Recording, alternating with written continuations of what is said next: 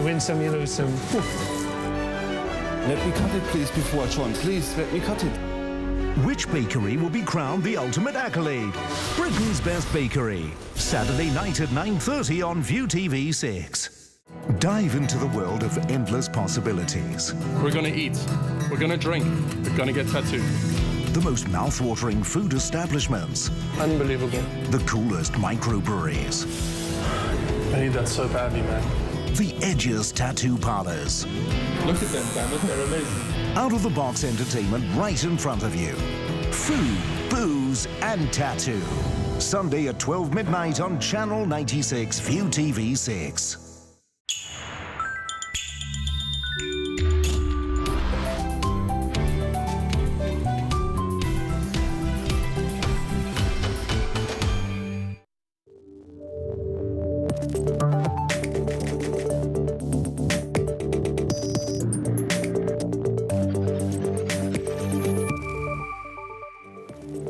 Hi there, and thanks for joining us for this late edition of ViuTV News. I'm Patrick Falk. Coming up, when it comes to foreign affairs, Beijing is in control. That was what Carrie Lam's response was over questions as to why a British activist was denied entry to Hong Kong yesterday. Lawmaker bows to Lam during LegCo Q&A session after the Hong Kong leader warned yesterday she needed respect in the chamber before restarting political reform. Plus, lawmakers grill Lam over her decision to expand the home ownership scheme, saying it'll only lengthen queues for public housing. First up, China's foreign ministry has issued a strong warning against overseas interference into Hong Kong's affairs, saying it has the right to bar people from the city.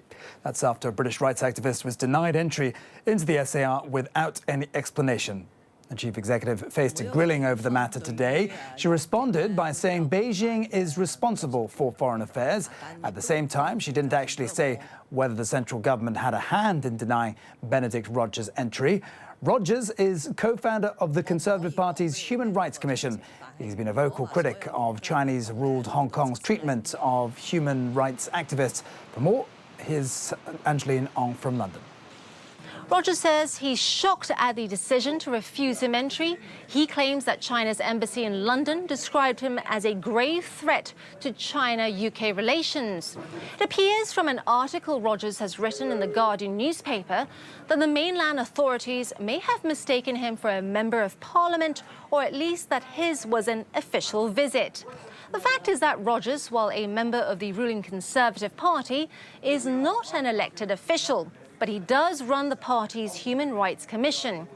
He has said publicly that he worries about the Sino-British joint declaration and perceptions that freedoms in Hong Kong are being eroded. And perhaps that in itself was enough to cause alarm in Beijing. Angeline Ong there in London. Now to more on the Chief Executive's question and answer session in response to yesterday's maiden policy address. Lam's defended her decision to focus on social policies instead of political reform. The session kicked off with a gesture of courtesy, albeit slightly tongue-in-cheek. Democratic Party's Andrew Wan bowed to Lam, who said she will restart the city's political reform when she feels respected. Wan said he hopes Lam can keep her promise. Lam said political reform isn't a top priority for Hong Kongers, citing recent opinion polls. Civic Party's Tanya Chan suggested the government visit university forums to explain the high-speed rail's joint immigration plans. Lam disagreed. If university forums are just about listening to what officials say and don't require interaction, question and answer sessions or debates, then students should visit the Information Services Department. Meantime, the government has refused to force commuters to get personalised octopus cards for Carrie Lam's new transport subsidy scheme. The plan's set to provide subsidies for commuters who spend more than $400 a month. But critics worry parallel traders may abuse the scheme by using multiple octopus cards. Well, in response, Lam says the government shouldn't take into account such a small portion of cases. Transport Minister Frank Chan echoed that, adding admin costs should also be kept low. Another sticking point in LegCo, Lam's decision to boost the green form subsidised home ownership scheme. Under the proposal, nearly 5,000 new public rental housing units in Fotan will be earmarked for sales to public housing tenants in the next 2 years. Federation of Trade Unions Alex Mack said the decision to convert thousands of public housing units to green form subsidised flats would extend the waiting time for public tenants. The GSH won't do any harm to them. And in fact, a GSH unit would at one go satisfy the one who is aspiring to buy their own home when they are living in public rental housing, and at the same time assisting another one who is on the waiting line to become a public rental housing resident. So it's one stone killing two birds. All right, well, staying on property-related news, Link REIT says it plans to sell off 17 of its shopping malls by the end of the year, but not if one group of pro-democracy district councillors can stop it from happening. They're threatening to take legal action against the investment trust over possible violations and have warned the sell-off would seriously hurt the livelihoods of people in grassroots neighbourhoods. Trivta Keka reports. For over 30 years, Tony Wong's family ran a noodle restaurant at Quang Phuc Commercial Center. His father started the business and handed it down to him when he retired. But he was forced to move last February when his rental contract came up for renewal. The landlord listed a whole bunch of demands he simply wasn't able to meet. They told me the company has a high threshold and they expected shop owners to spend $2.8 million on renovations. I asked them why $2.8 million. They also asked me to repair the bumpy road outside my restaurant, but I can't even use the area. Link REIT owns dozens of malls as part of a sprawling portfolio which includes more than 70 wet markets as well as about 70,000 parking spaces. Since buying up the properties, it's been accused of intentionally driving out mom-and-pop businesses and replacing them with upmarket chains. Tony is just one of many that have had to move. I always wanted to renew the contract. We scrapped the whole thing just because they told me they don't want a fishball noodle restaurant.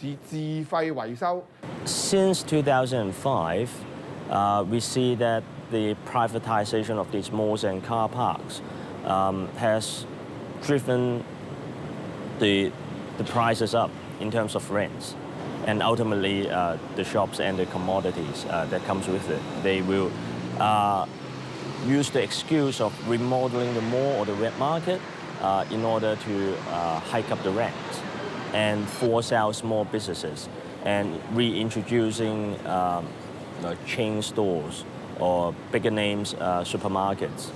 In a written response, Link REIT told us it was, quote, generating positive changes within the communities where we operate by unlocking the potential of our properties. Link REIT's also been accused of getting around an agreement to offer below market level lettings to social welfare organizations by making them pay additional fees, which in some cases were equivalent to an added 80% of their rent. It now plans to sell 17 malls in the coming months. It'll be its largest sale to date. There are fears new owners will drive rents up even further, and that's likely to not only hurt small business owners like Tony, but also the livelihoods of grassroots residents in these neighborhoods. Dhruv Tikekar, ViuTV News. All right, up next, the latest from the world of business.